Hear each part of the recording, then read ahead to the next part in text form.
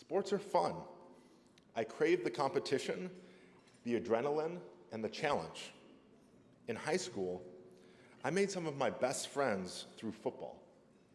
Sports could be hard at times, even painful, but my teammates and I shared that challenge and shared that pain, and we had a common goal. And of course, sports are our common culture. They cut across age, race, economic status. When a kid turns on the TV, he or she sees athletes, not mathematicians. They see how desirable it is to be an NFL player or an NBA star, or even a relatively mediocre, unpaid college point guard with a future as a plumber. They don't see the part about the plumber, but if you have any athletic talent when you're a kid, people will encourage it. I had coaches in my ear motivating me to do just one more rep in the weight room when I thought I couldn't do any more. I had the example of so many athletes and teammates next to me putting it on the line. Strangers would come up to me and encourage me.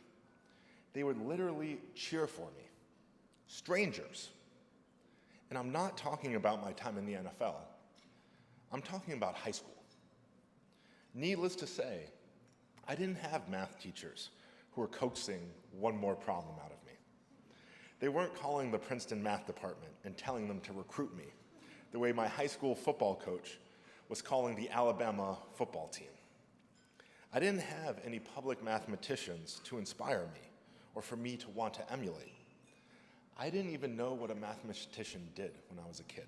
I believe it's up to all of us to encourage young people to pursue mathematics, whether as a career or as a tool in whatever they're passionate in, or even as a source of pleasure, the way puzzles are for me. It's my goal, even, I believe, my responsibility, to try to help others see how fascinating, rewarding, and even fun mathematics can be. I want us to put an end to the idea that anyone can say, casually, that math isn't for me. Math should be, in some respect, for everyone. We don't, as a society, tolerate illiteracy. We shouldn't accept math illiteracy either. Beyond that, thank you.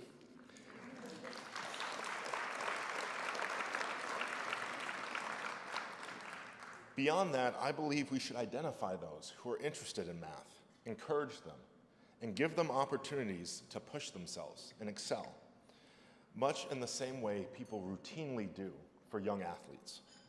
I wish that when I were in high school, I had mathematicians to look up to and inspire me. How can we motivate young people to become interested in math? There will always be kids who know from an early age that that is what they love, who dream of winning the Math Olympiad, not a gold medal at the Olympics. But that only describes a few.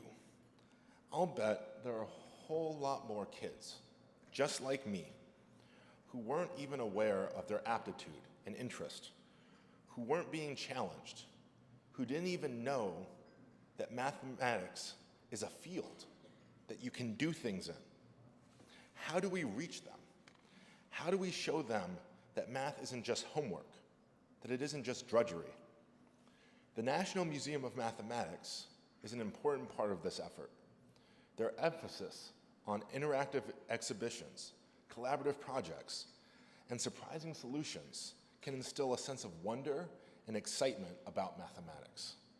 They can help instill a sense of satisfaction when a hard problem or puzzle is solved. I know no better feeling than that sense of satisfaction. It's not unlike winning a game, only the game couldn't be more important.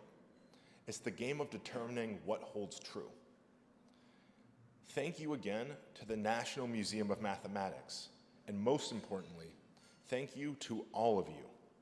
When a child looks at the Museum of Math, they see interesting and challenging exhibits and games, and a glimpse of the fascinating mathematics that underpins them. When I look at the museum, I see something different. I see a community of people who know in their hearts that math matters and who have made it a part of their life's mission to promote mathematics and inspire the next generation of young thinkers. And it warms my heart. For that, I thank you.